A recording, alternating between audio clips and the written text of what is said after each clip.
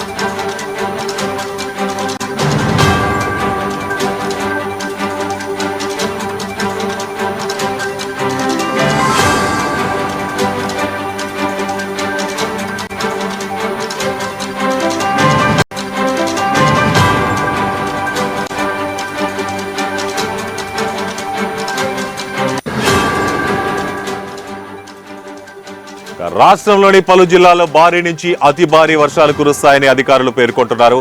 ఎన్టీఆర్, పల్నాడు, కర్నూలు, నంద్యాల, అల్లూరి సీతారామరాజు, ఏలూరు, కృష్ణా, గుంటూరు, ప్రకాశం, అనంతపురం, వైఎస్ఆర్ జిల్లాలో అతి భారీ వర్షాలు కురిసే అవకాశం ఉందని, ఇక మిగిలిన జిల్లాల్లో తేలికపాటి నుంచి ఓ మోస్తారు వర్షాలకు ఛాన్స్ ఉందని తెలిపారు. సముద్రంలో పరిస్థితి అల్లకల్లోలంగా ఉందని, మత్స్యకారులు వేటకు వెళ్లరాదని హెచ్చరించారు.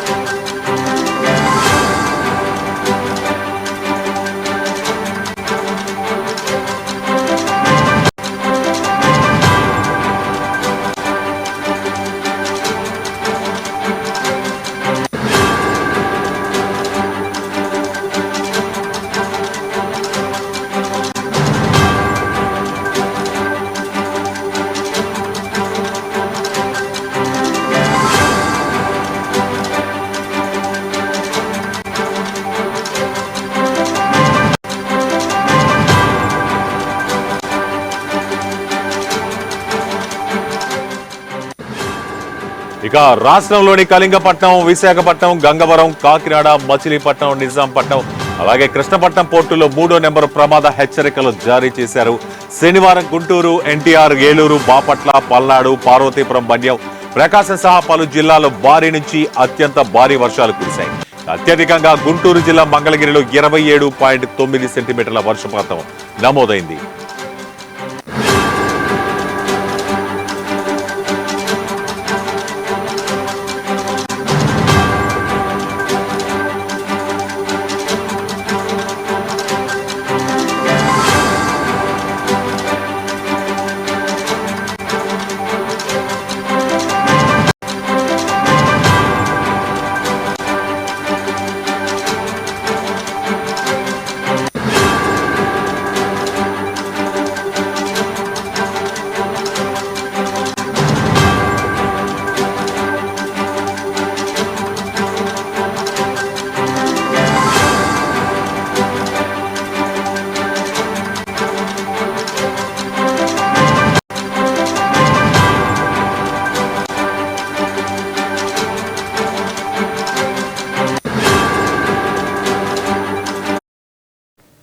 బులెటిన్లో మరో బ్రేకింగ్ న్యూస్ చూస్తున్నాం. పశ్చిమ మధ్య బంగాళాఖాతంలో ఏర్పడిన అల్పపీడనం బలపడి వాయుగుండంగా మారి స్థిరంగా కొనసాగుతోంది. ప్రస్తుతం విశాఖపట్నానికి ఈశాన్యంగా 80 కిలోమీటర్లు, కళింగపట్నానికి నైరుతిగా 40 కిలోమీటర్లు, ఒడిశాలోని గోపాల్పూర్కి నైరుతిగా 160 కిలోమీటర్ల దూరంలో కేంద్రీకృతమై ఉన్నట్లు భారత వాతావరణ విభాగం వెల్లడించింది. ఇక వాయుగుండం గంటకు 6 కిలోమీటర్ల వేగంతో కదలాడుతోందని, ఇవాళ కళింగపట్నం వద్ద తీరం దాటిందని అంచనా వేసింది. ఇక దీని ప్రభావంతో రాష్ట్రంలో ముఖ్యంగా కోస్తా, రాయలసీమలో కొన్ని చోట్ల భారీ నుంచి అతి భారీ వర్షాలు కురిశాయి. ఇక కళింగపట్నంలో తుఫాను తీరం దాటింది.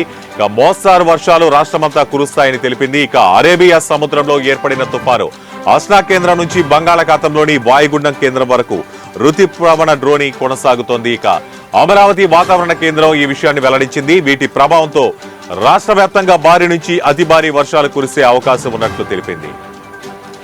రాష్ట్రంలోని పలు జిల్లాల్లో భారీ నుంచి అతి భారీ వర్షాలు కురుస్తాయని అధికారులు పేర్కొన్నారు. ఇక ఎన్టీఆర్, పల్నాడు, కర్నూలు, నంద్యాల, అల్లూరి సీతారామరాజు, ఏలూరు, కృష్ణా, గుంటూరు, ప్రకాశం, అనంతపురం, వైఎస్ఆర్ జిల్లాలో అతి భారీ వర్షాలు కురిసే అవకాశం ఉందని, మిగిలిన జిల్లాలో తేలికపాటి నుంచి ఒక మోస్తారు వర్షాలకు అవకాశం ఉందని తెలిపారు.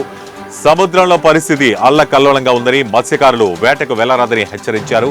ఇక రాష్ట్రంలోని కళింగపట్నం, విశాఖపట్నం, గంగవరం, కాకినాడ, మచిలీపట్నం, నిజాంపట్నం, కృష్ణపట్నం పోర్టులో 3వ నెంబర్ ప్రమాద హెచ్చరికలు ఇప్పటికే జారీ చేశారు.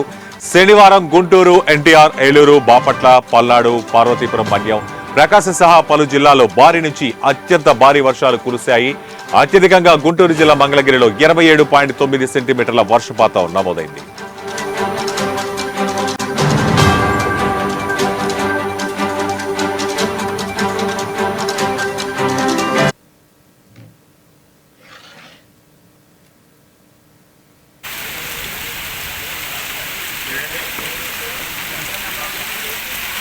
సరే బయటకు వచ్చేవో సరే